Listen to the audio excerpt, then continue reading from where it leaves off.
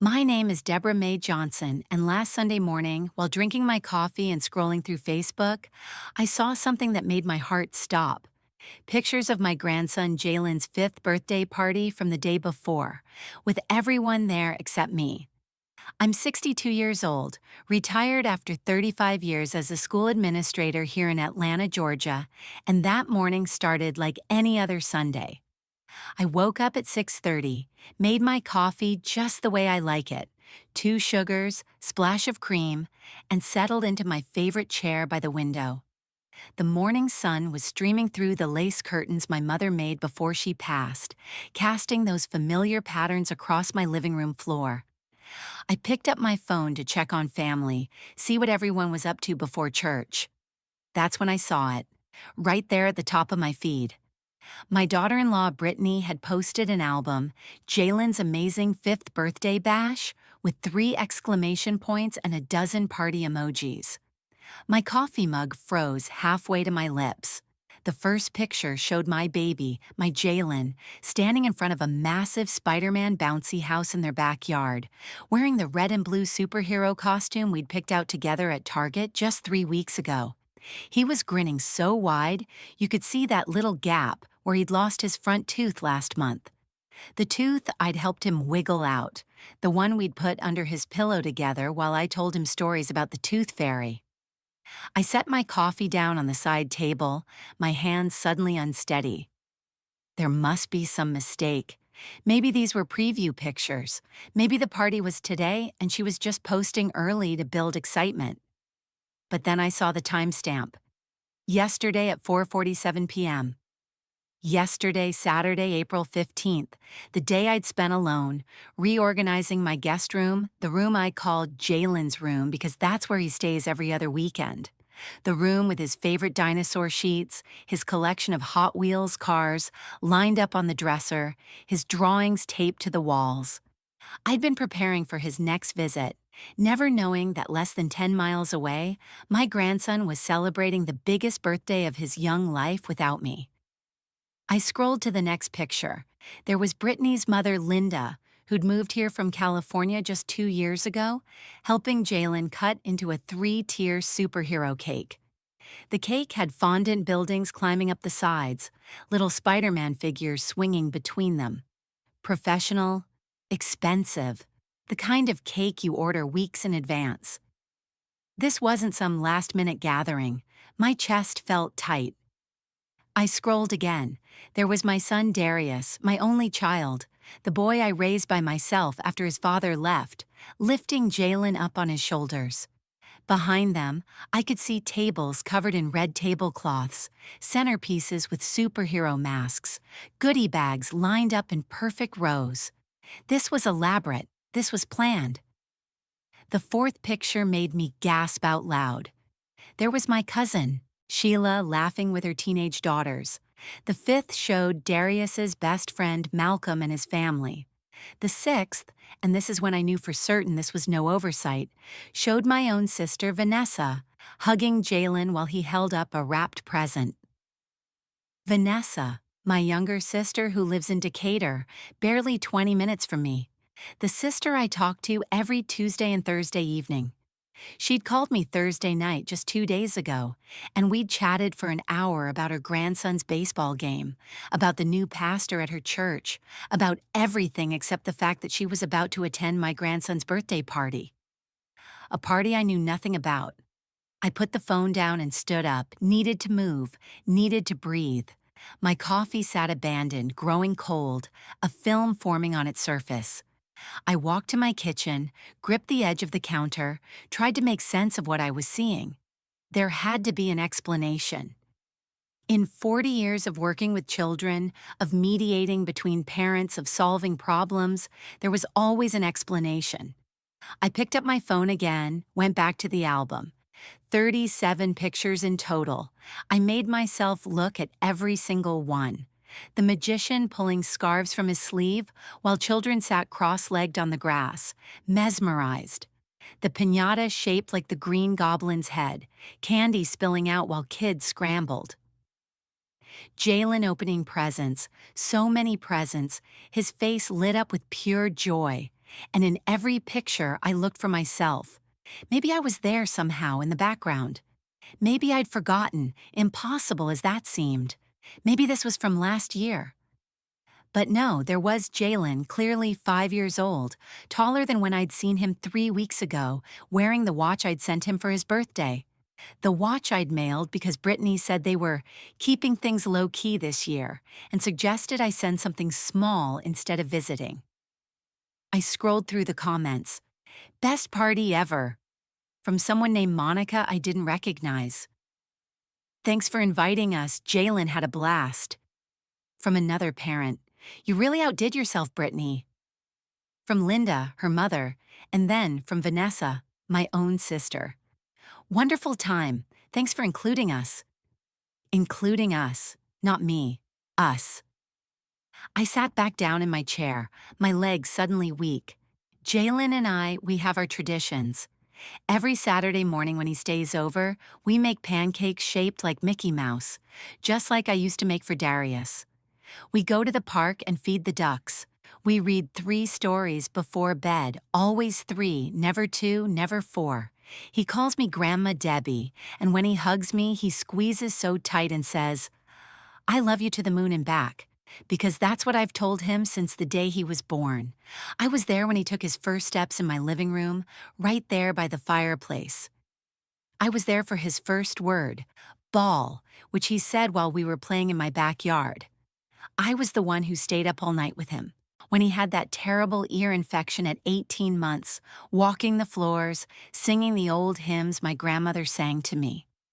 I was the one who taught him his letters, his numbers, his colors, sitting at my kitchen table with flashcards I'd saved from my teaching days.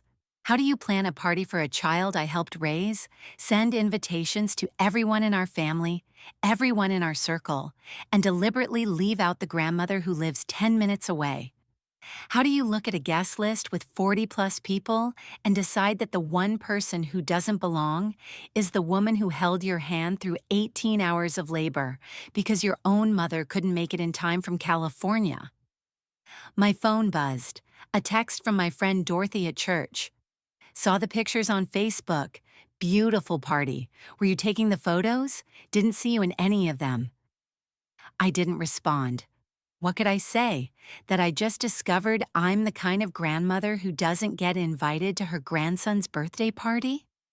That somewhere between the 2-year-old who wouldn't let go of my hand and the 5-year-old blowing out candles yesterday, I'd become unnecessary. I scrolled through the pictures one more time, slower now, studying faces. Everyone looked so happy.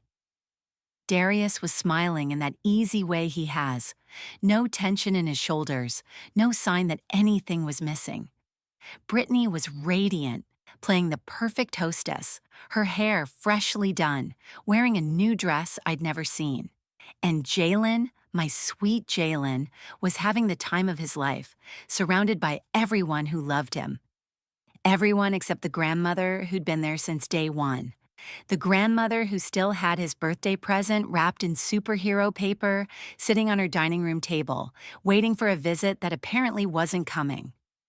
The grandmother who'd circled April 15th on her calendar 3 months ago, who'd kept that date free just in case, who'd spent yesterday afternoon alone while everyone else was celebrating. I looked at the last picture in the album, a group shot. Everyone gathered around Jalen as he sat in front of his pile of presents.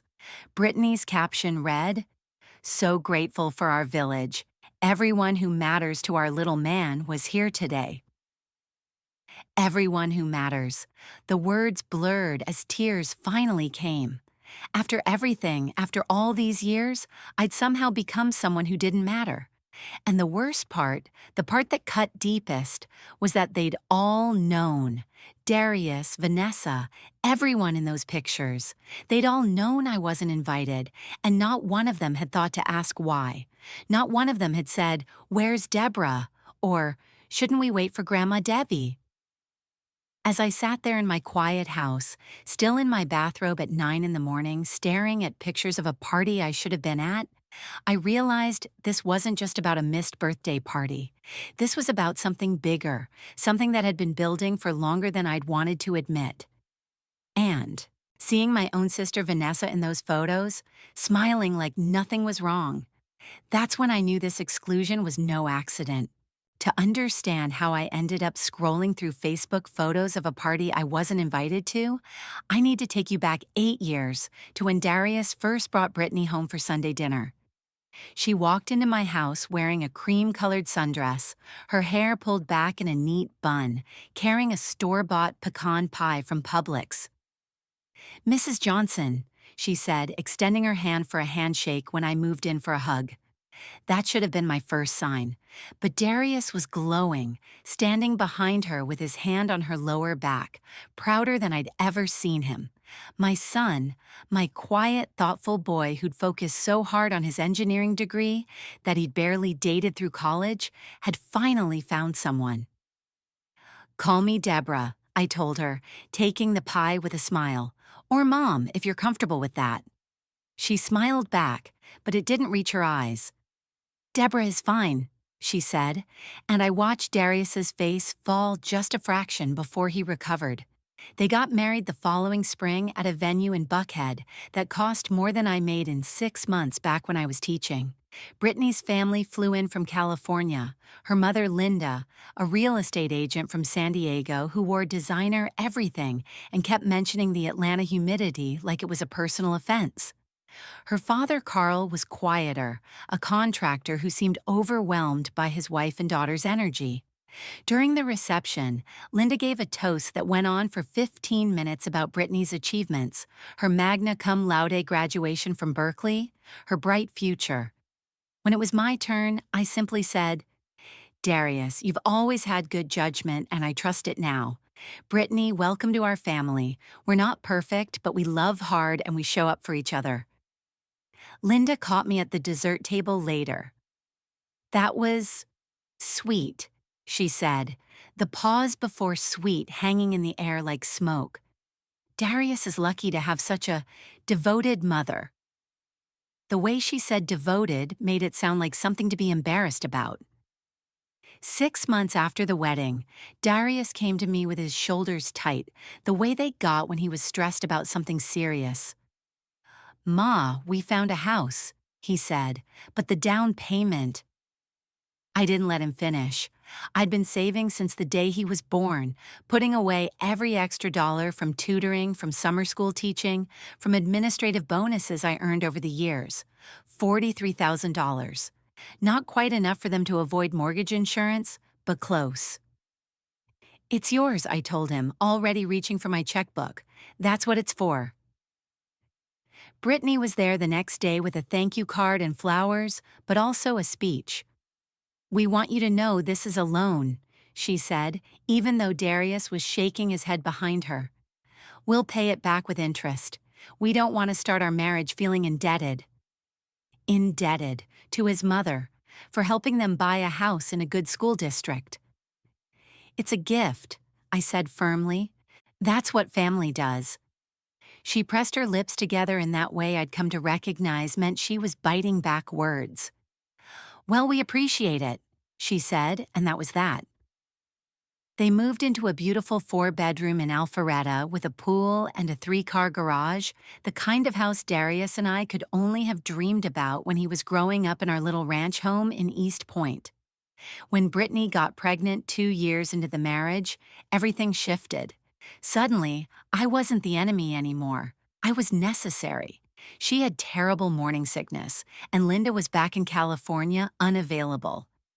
I brought ginger tea and saltines. I drove her to doctor's appointments when Darius was traveling for work.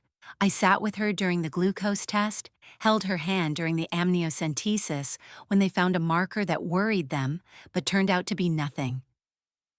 "I want you in the delivery room," she told me at 8 months pregnant, her hand on her swollen belly.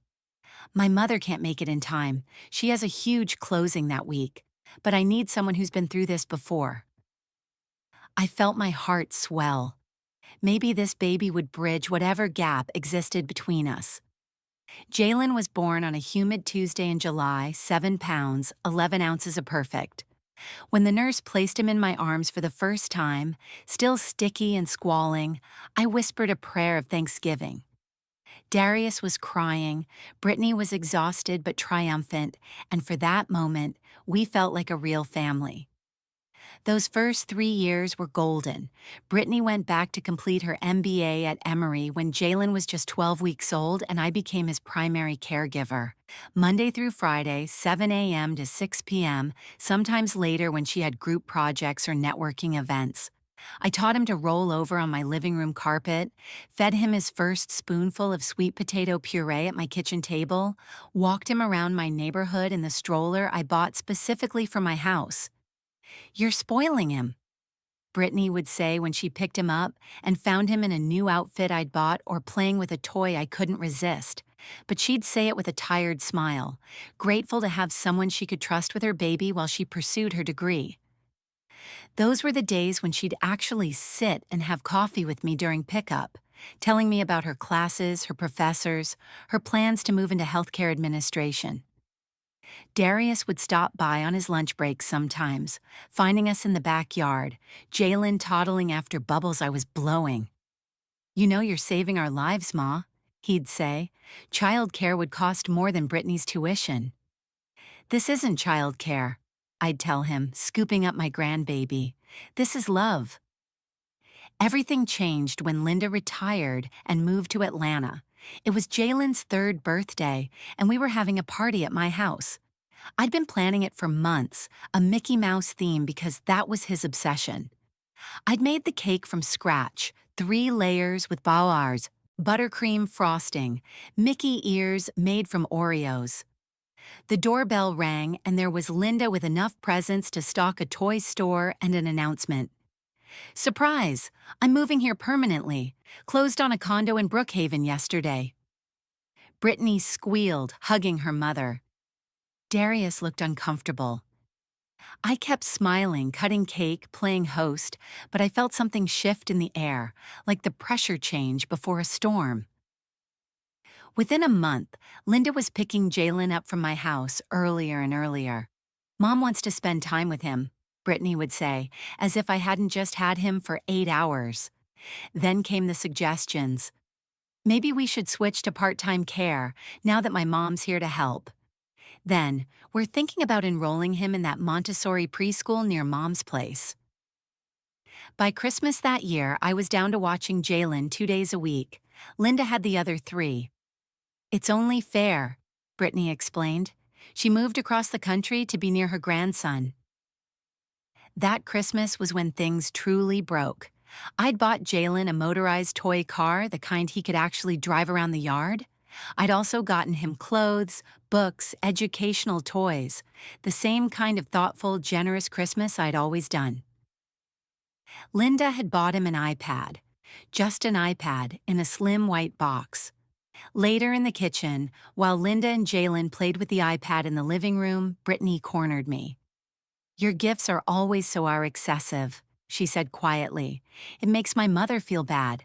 She's on a fixed income now." "A fixed income?" I couldn't help the incredulity in my voice. "She just bought a condo in Brookhaven, cash." "That's different," Brittany said, her jaw tight. "The point is, you go overboard, it's too much. It makes others feel like they can't compete." "I'm not competing," I said. "I'm being a grandmother." "Well, maybe you could be a grandmother with more restraint." Darius walked in then, saw our faces, and immediately tried to diffuse. "Ma, the car's amazing. Jalen loves it." "It's too much," Brittany said, not looking at me but at her husband. "We've talked about this." We? When had they talked about this?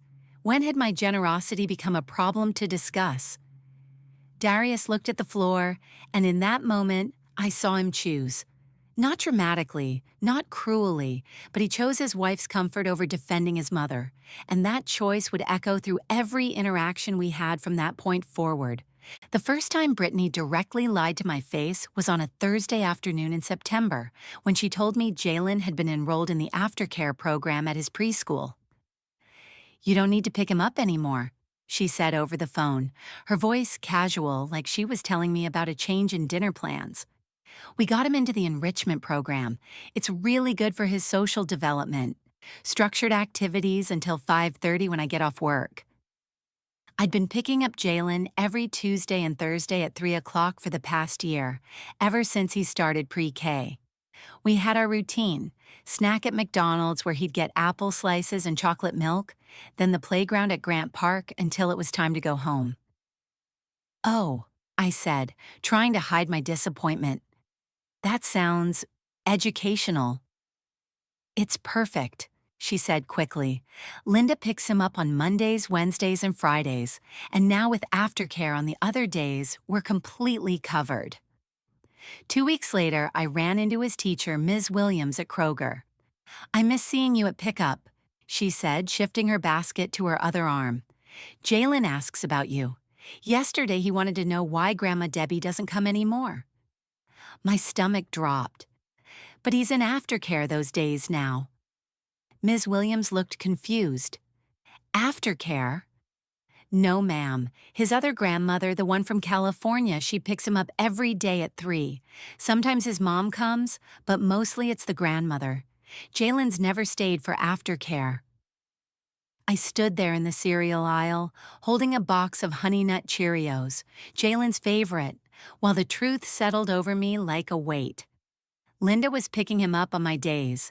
They'd specifically removed me from the schedule and given my time to her. "Thank you for telling me," I managed to say to Ms. Williams, who looked uncomfortable, clearly realizing she'd stumbled into family drama. When I called Darius that evening, he sounded tired before I even started talking. "Ma, what's wrong now?" What's wrong now? Like I was constantly complaining, when the truth was I'd been swallowing hurt after hurt, trying to keep the peace. "I found out Jalen's not in aftercare. Linda's been picking him up on the days I used to." Silence. Then, "Maybe there was a miscommunication." "A miscommunication? Brittany told me he was in an enrichment program." "Look, Ma," he sighed, and I could picture him rubbing his temple the way he did when stressed. Linda really wanted more time with him. She felt like she wasn't getting equal access. Equal access? I had 2 days, she had 3. Now she has 5 and I have 0. How is that equal? "You know how Brittany is about her mom? They're really close. I can't get in the middle of it." Can't or won't? I wanted to ask, but I bit my tongue. This was becoming his refrain, "You know how Brittany is," as if her behavior was weather, something we all just had to accept and work around. 3 weeks later, I found out they'd gone to Disney World. Not from my son, not from my daughter-in-law, but from Darius's coworker James, who I ran into at Home Depot. "That Disney trip looked amazing," James said, loading mulch into his cart. "Saw the pictures Darius posted on his Instagram. Jalen must have had a blast meeting all those characters." I kept my face neutral, the skill of a woman who'd spent 40 years in education managing difficult parents. "Yes, he loves Mickey Mouse." They'd been gone 5 days. 5 days when I'd texted Darius asking if they wanted to come for Sunday dinner, and he'd said they were laying low. Brittany's fighting something. 5 days of magical memories with my only grandchild that I knew nothing about. When I got home, I found Darius's Instagram. He rarely posted, but there they were. 16 pictures. Jalen with Mickey, Jalen on Dumbo, Jalen eating a Mickey pretzel. Linda was in half of them. Mother's Day that year was when Brittany showed her cards completely. I woke up to no call, no text, nothing from Darius or Brittany. But on Facebook, there was Brittany's post. A photo collage of her and Linda with the caption, "Blessed to have the most amazing mom and mother-in-law." "Linda, you're not just Jalen's grandmother. You're the only grandmother who matters. Thank you for everything you do." The only grandmother who matters. I read it 3 times, sure I was misunderstanding. But no, there it was in black and white, public for all 847 of her Facebook friends to see. My phone started buzzing. My sister Vanessa, my cousins, church friends, all asking if I'd seen it, all outraged on my behalf. I turned off my phone and sat in my garden, pulling weeds until my hands were raw, trying to understand how I'd become erasable. Darius finally called that evening. "Happy Mother's Day, Ma. Sorry I didn't call earlier. We were at brunch with Linda. I saw Brittany's post." "What post?" Of course he didn't know. He never paid attention to social media. The one where she called Linda the only grandmother who matters. Silence. Then, "I'm sure she didn't mean it like that. You know how she gets carried away with those posts. She's always trying to make her mom feel special since the divorce." The divorce, Linda's divorce that happened 15 years ago. Somehow that ancient wound required constant tending, while my consistent presence in their lives warranted public dismissal. The next month, Jalen broke my heart without meaning to. He was at my house for a rare afternoon visit. Brittany needed emergency childcare when Linda had a doctor's appointment. We were coloring at my kitchen table when he looked up and asked, "Grandma Debbie, why don't you come to our house anymore?" I kept my hand steady, continued coloring the dinosaur in front of me. "What do you mean, baby?" "Grandma Linda comes every day. She makes us breakfast on Saturdays. She has a special chair, but you never come." "Would you like me to come?" He nodded, enthusiastically. "You could have a special chair too. We have lots of chairs." When Brittany picked him up, I tried. Jalen mentioned he'd like me to visit more. Her face went cold. "We need boundaries, Deborah. You have very different ideas about food, about screen time, about discipline. It confuses him. Children need consistency." "What different ideas? We've never even discussed, like the McDonald's trips. We don't do fast food. Or the way you let him stay up past 8 when he's here. Or how you still rock him when he has bad dreams instead of teaching him to self-soothe." She knew about the McDonald's apple slices. She knew about the bedtime routine, which meant Jalen was being interrogated about his time with me, asked to report back on everything we did together. "He's 5 years old, Brittany." "Exactly. Old enough to learn structure. This is why we think it's best if visits happen here, where we can maintain his routine." But I was never invited there. The message was clear. My access to Jalen would be on their terms, which increasingly meant no terms at all. The final insult came in August when Jalen needed his 5-year checkup. I'd taken him to every doctor's appointment since he was born. I knew his pediatrician, Dr. Foster, personally. But when I called to confirm the appointment time, planning to meet them there as I always did, the receptionist said, "I'm sorry, Mrs. Johnson, but you're no longer listed as authorized to receive medical information." "There must be a mistake. I'm his grandmother. I've been bringing him there since he was born." She typed something. "I show the authorized contacts as parents and Linda Morrison. You'll need parental permission to be re-added." I sat in my car in that medical building parking lot where I'd parked 100 times, where I'd carried Jalen as a baby, as a toddler, where I'd held him for his shots and celebrated his healthy checkups, and I made a decision. I would step back. I would wait. Surely Darius would notice his mother being systematically erased from his son's life. Surely he would stand up, say something, do something. I'd raised him better than this. He would remember who had always been there, who had never wavered, who loved without condition. But as weeks turned to months and my phone stayed silent except for the occasional perfunctory text, I realized my son had already chosen his side, and it wasn't mine. I spent 2 hours preparing for that phone call, sitting at my dining room table with a yellow legal pad, writing down exactly what I needed to say without letting emotion take over. My hand shook as I wrote the bullet points. Saw the party photos on Facebook. Hurt that I wasn't included. Need to understand why. I practiced breathing exercises I'd learned years ago for managing difficult parent conferences. Inhale for 4, hold for 4, exhale for 4. I even rehearsed out loud, keeping my voice steady and calm. "Darius, I saw the birthday party pictures. Can we talk about why I wasn't invited?" At 11:30 that Sunday morning, after changing out of my church clothes, I sat in my living room and dialed my son's number. The phone rang 3 times before he answered, and I could hear cartoons playing in the background. "Hey, Ma," he said, and something in his voice told me he already knew why I was calling. "What's going on?" "Darius, I saw the pictures from Jalen's party yesterday." The cartoons went quiet. He'd either muted the TV or walked into another room. "Oh, yeah, about that. Why wasn't I invited to my grandson's 5th birthday party?"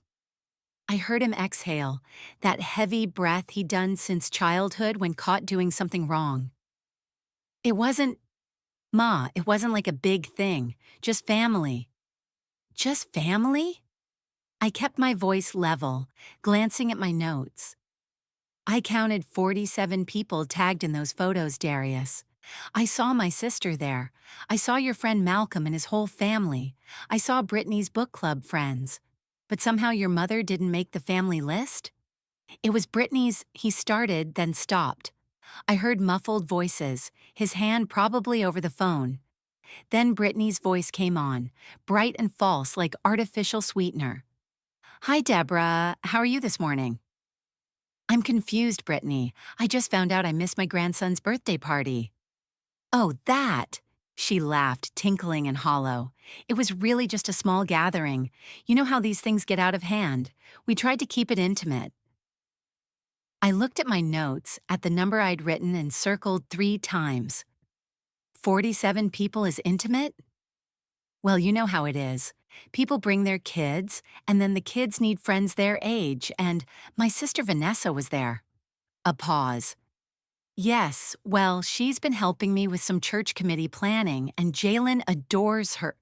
Jalen adores me too." The words came out sharper than I intended.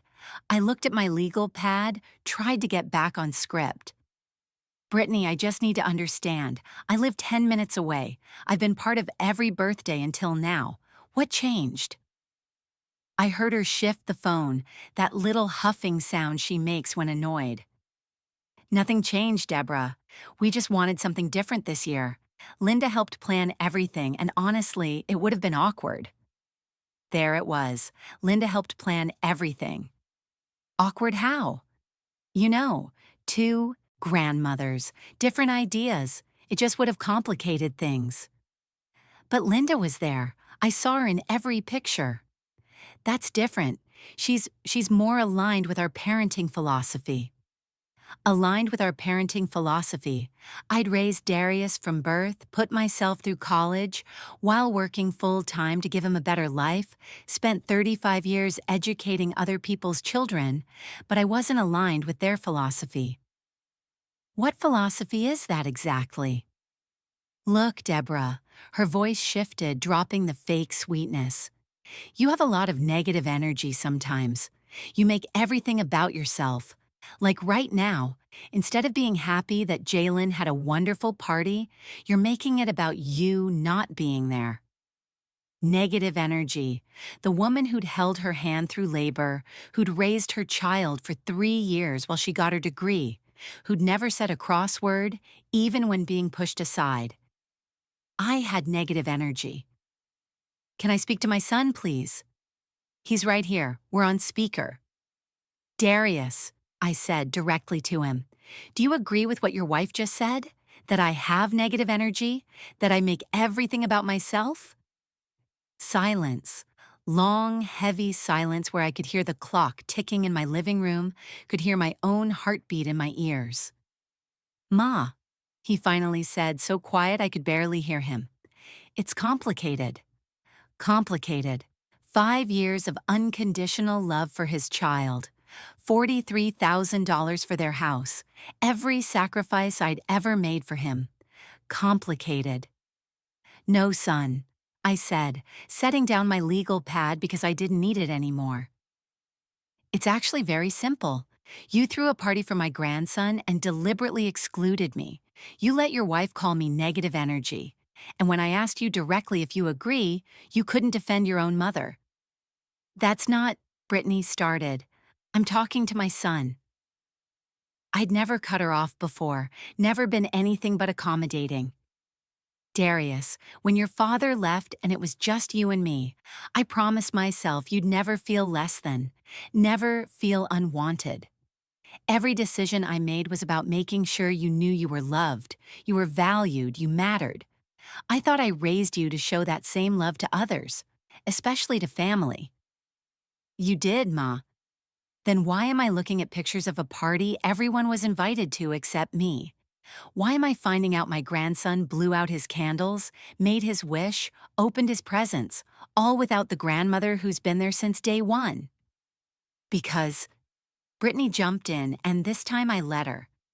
Because everything has to revolve around you. Linda doesn't make demands. She doesn't guilt trip. She doesn't show up with a car full of presents that make everyone else look bad. She just supports us. By taking my place.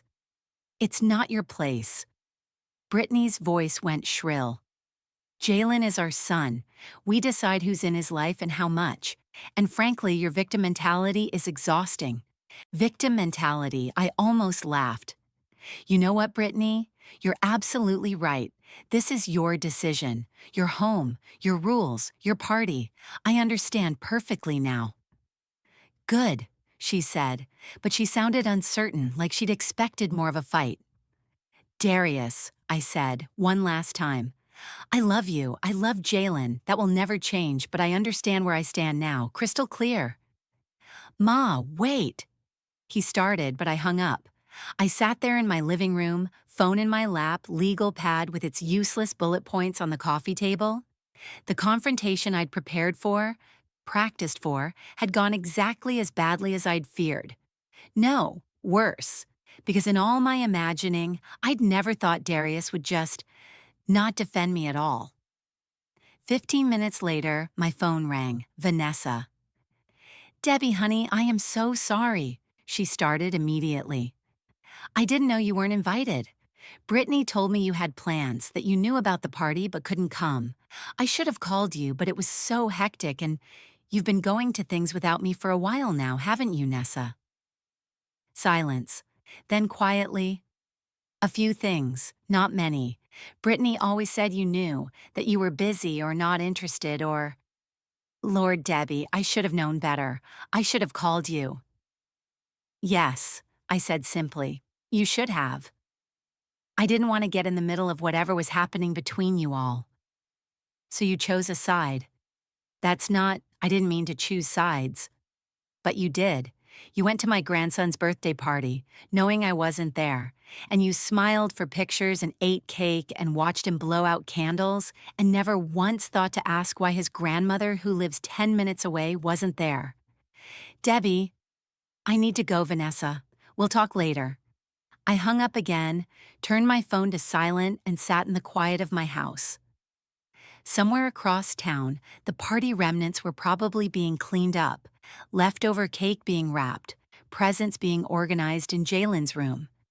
And I was here, in my house with his artwork on my refrigerator, his toys in his special room, understanding finally that I'd been erased from a life I'd helped build by people I'd loved without condition. The birthday present I'd wrapped for Jalen still sat on my dining room table. Superhero paper catching the afternoon light, waiting for a celebration that had already happened without me.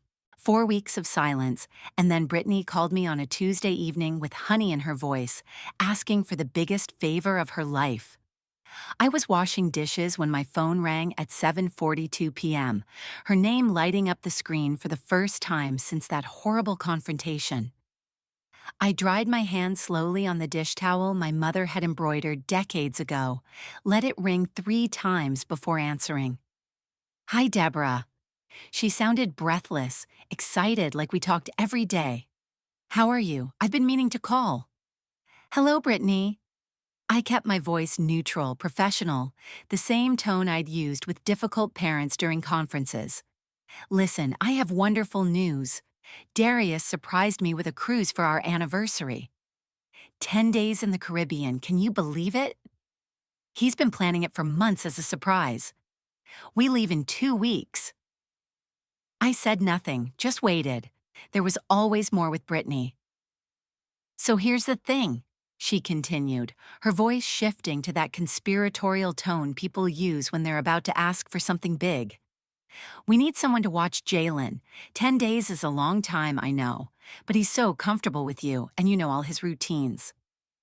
I almost dropped the phone.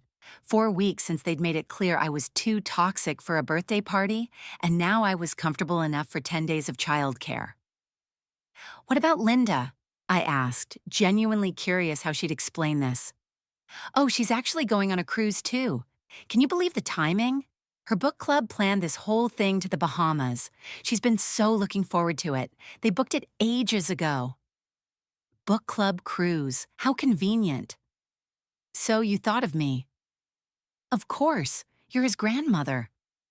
She said it like she hadn't told me 4 weeks ago that everything had to revolve around me, that I had negative energy, that my victim mentality was exhausting.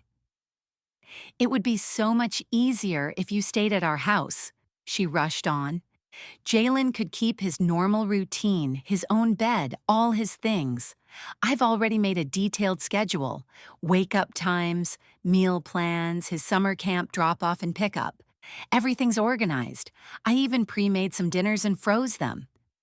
She kept talking, describing medicine schedules for allergies he didn't have 4 weeks ago, bedtime routines that were apparently sacred now, but didn't matter when I was putting him to bed 2 years ago, educational screen time limits, approved snack lists. The more she talked, the clearer it became. She needed me, really needed me. And she was trying to bury that need under an avalanche of instructions that would make me seem like hired help rather than family. The pool service comes on Wednesdays, she was saying. The lawn crew on Fridays. I'll leave cash for anything you need. Oh, and Jalen has a playdate scheduled with his friend Carter on the second Saturday. I'll text you Carter's mom's information. She finally stopped to breathe, waiting for my response. I looked at the Superman drawing on my refrigerator that Jalen had made 6 months ago, back when I was still allowed to be his grandmother. I thought about all the times I'd bitten my tongue, swallowed my pride, accepted less so they wouldn't take away more. I'm sorry, I said, my voice steady and clear. I'm keeping my schedule small these days. The silence stretched so long I thought the call had dropped. Then, what? I'm keeping my schedule small. You understand? I'm sure. You know how it is when you want something more intimate, less complicated. But you're right, but this is different. This is Jalen. Yes, it is Jalen, the grandson whose 5th birthday party I wasn't invited to because my presence would have been awkward. That's not Deborah, please. Don't punish Jalen because you're upset with me. There it was. The manipulation, making me the villain who would hurt a child rather than them being the adults who deliberately excluded me until they needed something. I'm not punishing anyone. I'm simply unavailable. Perhaps one of Brittany's book club friends who attended the party could help. Or Malcolm's family. They seemed very comfortable at your home. They can't watch him for 10 days. You're his grandmother. Yes, I said quietly. I am, a fact that seemed irrelevant 4 weeks ago. Oh my God, are you really going to be this petty? Petty. Standing up for myself after being erased from my grandson's life was petty. Goodbye, Brittany. Wait, please, we'll pay you. I hung up. 20 minutes later, Darius called. I'd been expecting it, had even poured myself a glass of wine in preparation. The Moscato I usually saved for special occasions seemed appropriate for the moment I stopped being a doormat. Ma, please. He started without preamble. I know you're hurt about the party, but this is different. We really need you. You need me. I repeated it slowly, tasting the irony. Where was that need when you were planning Jalen's party? When your wife was telling me I have negative energy? She didn't mean it like that. How did she mean it, Darius? How many ways are there to interpret being called exhausting?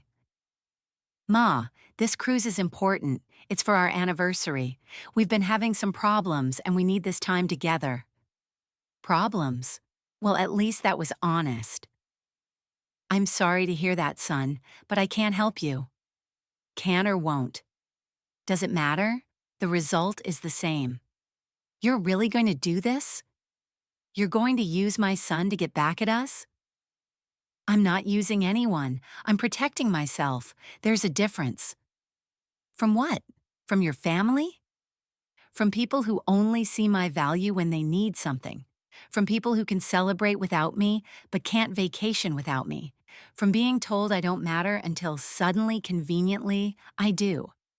That's not fair. Fair? I laughed, and it surprised us both.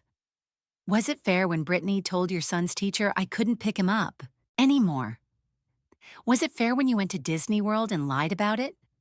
Was it fair when I found out I'd been removed as an emergency contact for the child I helped raise? Ma, I'm done being convenient, Darius. I'm done being the grandmother you can hide in the closet until you need a babysitter. So you're really going to make us cancel our trip? I'm not making you do anything. You have options. Linda's book club friends, perhaps, or maybe hire someone. I hear there are excellent services for that sort of thing. A stranger? You want us to leave Jalen with a stranger? You left him with strangers at his birthday party. 47 of them, if I recall. He hung up on me. My son, who I'd raised to have better manners than that, hung up on his mother. Within an hour, my phone was exploding. Texts, calls, messages. My cousin Sheila saying I was being stubborn. Darius's friend Malcolm's wife telling me I should be the bigger person. Church friends who'd heard through the grapevine offering opinions no one asked for. The consensus was clear. I was wrong for standing my ground. I was the problem for not swooping in to save the day after being discarded. I turned off my phone, ran a hot bath with lavender salts, and soaked until the water went cold. For the first time in years, I wasn't anxious about keeping the peace. I wasn't worried about losing access to Jalen. They'd already taken that. I wasn't concerned about being seen as difficult. They'd already labeled me that way. There was a strange freedom in having nothing left to lose. 3 days later, a Wednesday afternoon, my phone rang with a number I didn't recognize. I almost didn't answer, but something made me pick up. Grandma Debbie. The small voice was uncertain, hopeful. My heart cracked. Jalen, baby, is that you? Mommy said I could call you. I miss you, Grandma Debbie. When are you coming to see me? I closed my eyes, pressed my free hand to my chest where it physically hurt. I miss you too, sweetheart. So much.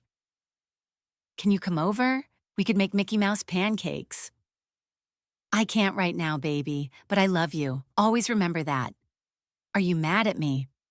No, sweetheart, never. Grandma could never be mad at you. Then why don't you come see me? In the background, I heard Brittany prompt him. Tell her about the cruise. Mommy and Daddy are going on a big boat. Can you stay with me, please? I'll be really good. Using him. They were actually using a 5-year-old to manipulate me. My resolve, which had wavered at the sound of his voice, solidified into steel. 6 months have passed since I told Brittany I was keeping my schedule small, and I'm sitting here in my garden, watching the butterflies dance around the zinnias I planted where I used to keep Jalen's sandbox. They didn't go on that cruise. Darius called my sister Vanessa the night before they were supposed to leave, desperate enough to beg her to watch Jalen. She told him she was keeping her schedule small, too. Solidarity I hadn't expected, but deeply appreciated.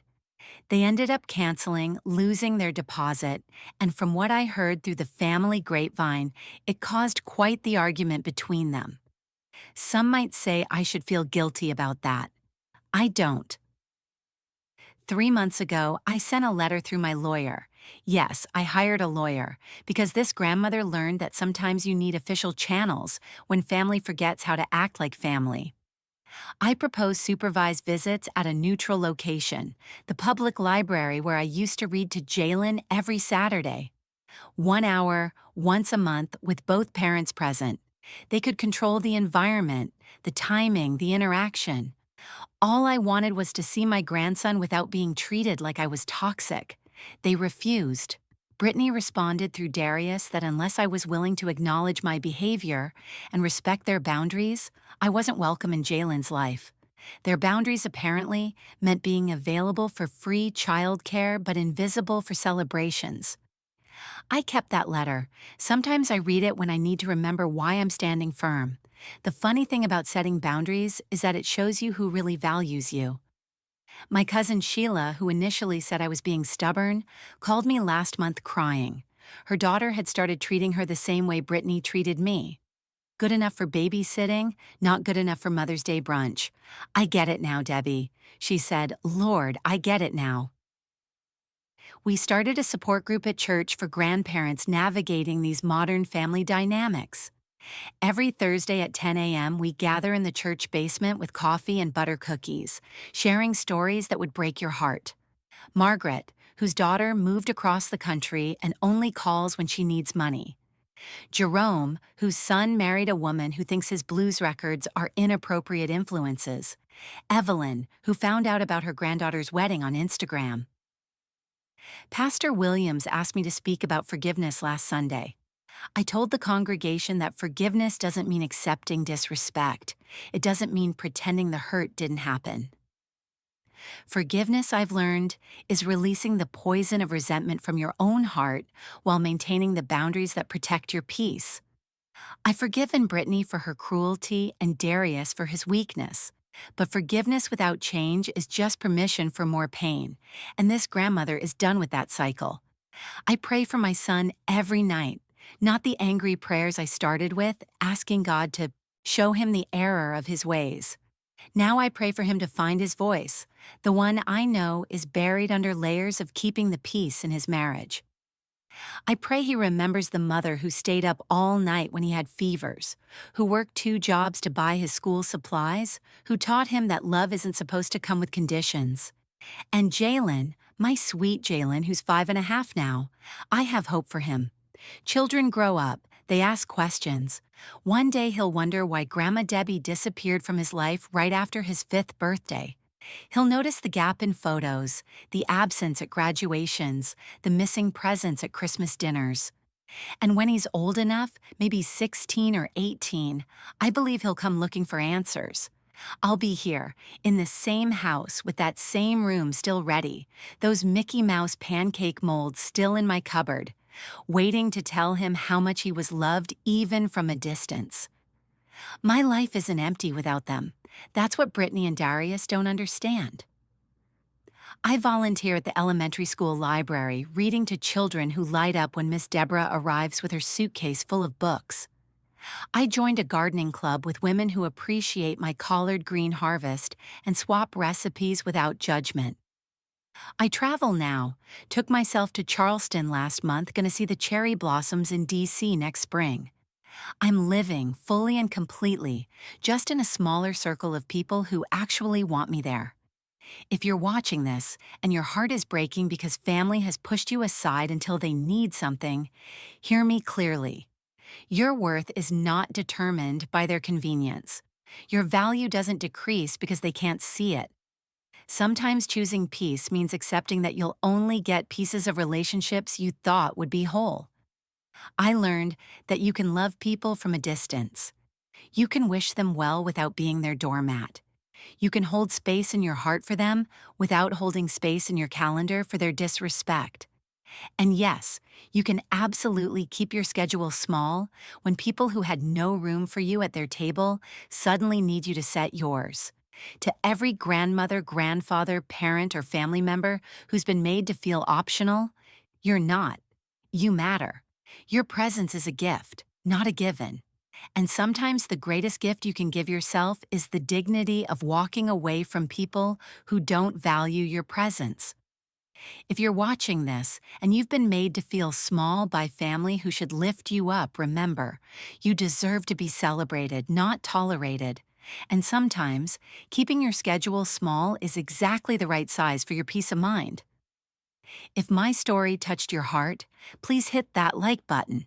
It helps other people who need to hear this message find it. Subscribe to this channel for more stories of resilience and wisdom.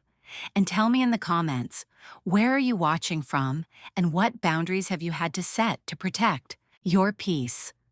I'm Deborah Mae Johnson, 62 years old from Atlanta, Georgia, and I'm living proof that you can choose peace over pieces, dignity over disrespect, and still wake up every morning with joy in your heart. God bless, and remember, your schedule is yours to keep as small or as large as brings you peace.